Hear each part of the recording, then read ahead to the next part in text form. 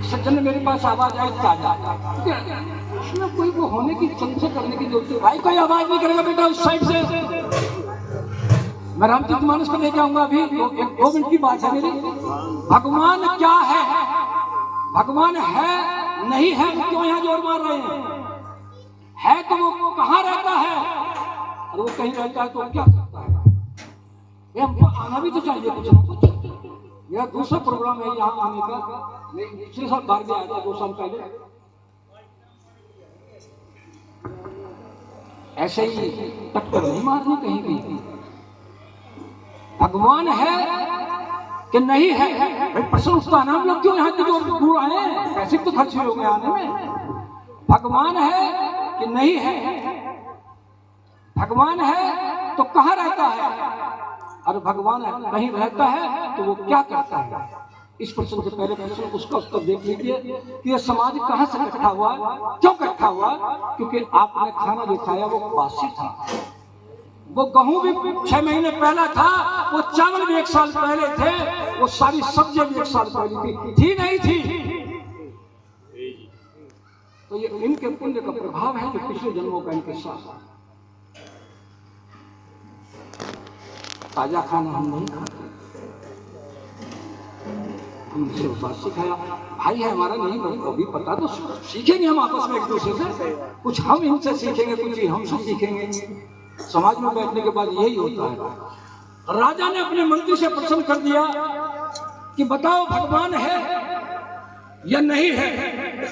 जो पंडित जी विद्वान थे पसीने आ गए, लेकिन जी कब उत्तर देना, लेकिन परसों उत्तर देना आपको। पंडित जी घर गए लेकिन पसीने में तर है, क्योंकि माल पूरे खाता था, करता तो था ही नहीं, कुछ भी ज्ञान था ही नहीं, पढ़ा था ही नहीं, इस समाज में दिशा था नहीं। लेकिन महाराज जी ने तो प्रश्न कर दिया, 3 प्रश्न कर दिए, उनका उत्तर कहाँ से लेके आऊं? भाई मुझे थोड़ा सा गर्म पानी दे देना। प्रश्न हो गया, भगवान है नहीं है, इसमें 2 बार है आया, आप ढूंढ कर देख लीजिए। हम जब विज्ञान का प्रश्न हमारे पास आता था पढ़ते थे, तो उसमें से उत्तर हम वही से निकाल देते थे। महाराज जी के पास जाने से पहले उसने अपनी पत्नी से कहा कि मुझे पसीने आ रहे, मुझे कल प्रश्न को उत्तर देना। पंडित जी ने कहा लेकिन दूरो ये क्यों मरा जा रहा, ये तो हमारा रिड़कू उत्तर दे देगा। लेकिन रिड़कू भी जाना है बात, लेकिन हाँ, क्योंकि हमारी जो ताकत है ये बैठी है, ये माता बैठी है हमारी माता। चिंता मत करे, रोटी खा खूब पेट भर के, परसों को उत्तर देना ना, मेरा रिड़कू जाकर सारे उत्तर देगा। परसों को उन्होंने रिड़कू को उसके साथ भेजा, राजा का दरबार लगा हुआ था। राजा ने कहा भगवान है या नहीं है।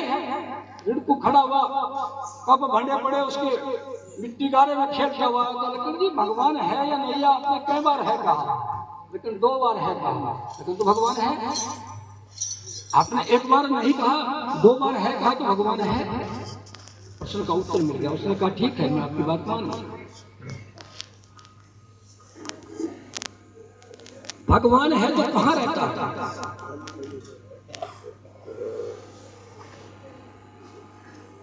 ये हमारा आपको भी आना चाहिए, और आपकी देन है। ये भगवान कहां रहता है आप ढूंढती, हमसे नहीं आता।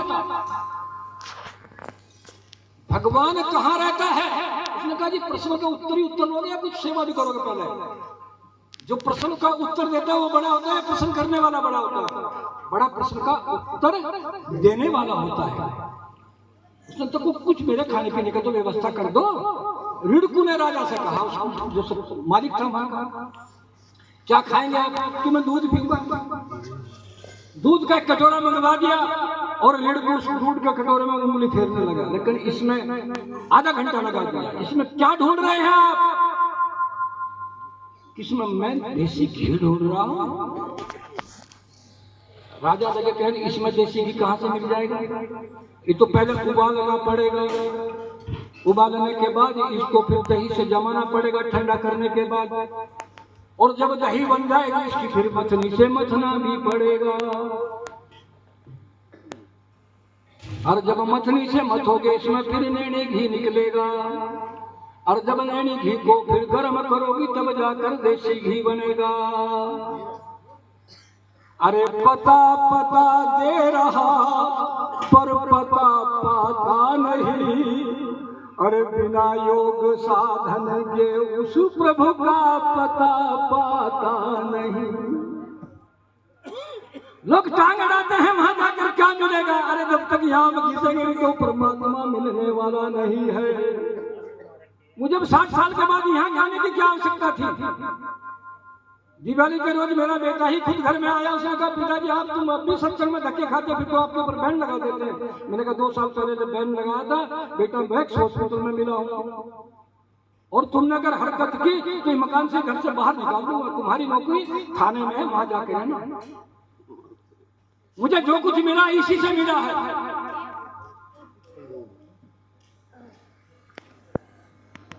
राजा ने कहा मेरा तीसरे प्रश्न का उत्तर, लक्कन जी मुझे ये बताओ, 2 प्रश्नों के उत्तर मिल गए। जैसे देशी घी दूध में छुपा बैठा है, हमारे शरीर में मेरा परम पिता परमात्मा छुपा बैठा है, लेकिन जब तक आप इस सतगुरु की शरण में नहीं जाओगे कुछ भी मिलने वाला नहीं है। सतगुरु के माध्यम से उसका दरवाजा खुलेगा। लेकिन मेरे तीसरे प्रश्न का उत्तर बताइए, भगवान करता क्या है? लक्कन जी मुझे ये बताओ, 2 प्रश्नों के मैंने उत्तर दे दिए, क्या मैं आप की बात मानता रहूं या आप भी मेरी बात मानोगे? जब आप छोटे हैं मैं बड़ा हूं तो आप नीचे उतरिए।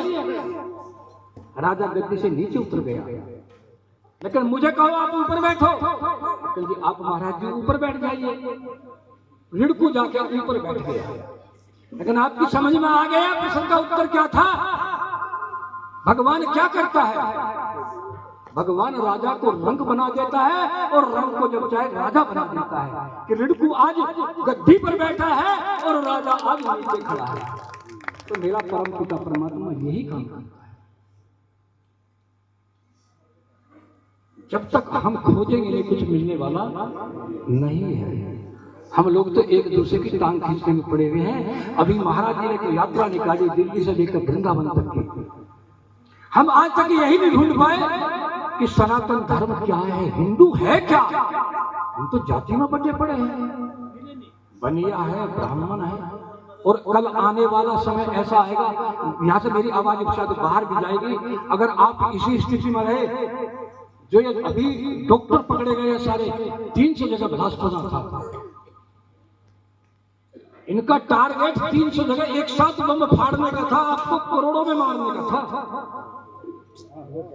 क्योंकि हम लोग तो सो रहे हैं आंख बंद करके। धन्य है मेरी माताएं जिन्होंने अपने लाल पैदा करके सीमा पर भेजे हैं। ये खुफिया तंत्र की जानकारी है जो काम नहीं होने दिया। उस लड़के ने मरते हुए ये काम किया, उसको तो क्योंकि उसको पहले ही मौत नजर आ गई थी। खुफिया तंत्र लोग पहले ही पकड़ लिया था, अन्यथा 300 जगह बम ब्लास्ट होना था उस दिन। और सोलो पॉइजन बनाया जा रहा है इन डॉक्टरों के माध्यम से। क्योंकि कोई डॉक्टर, मेरा भाई यहाँ बैठा होगा, कोई डॉक्टर ने आज तक हमें ये नहीं बताया क्या चीज खानी क्या नहीं चीज खानी। मेरी रिक्वेस्ट रहेगी आपसे, प्रार्थना है मेरी, हिंदी भाषा में, मैं दिल्ली की भाषा बोल जाता हूँ कभी कभी। कोई भाई अगर प्रेस का काम यहाँ करता हो, करके मेरा फोन नंबर ले लो, मेरे से संपर्क जरूर करें फोन पर, क्योंकि समाज में बिखरने वाला तो है नहीं। जब इस भाई ने इतना त्याग किया है, इतनी मेहनत की है, हम लोग भी रिटायर होकर आ गए, हमें कुछ और तो करना नहीं। हमें इस समाज को जोड़ना है। हमें क्या खाना चाहिए, क्या नहीं खाना चाहिए, कैसे रहना चाहिए, कैसे नहीं रहना चाहिए, कैसे सोना चाहिए, तो ये एक किताबें छपवाई जाएंगी और कोशिश की जाएगी वो उतने ही पैसे में दी जाए जितना उस पर खर्चा होगा। किसी से 1 रुपया नहीं लिया जाएगा, क्योंकि परमपिता परमात्मा ने पहले ठीक ठाक दे दिया।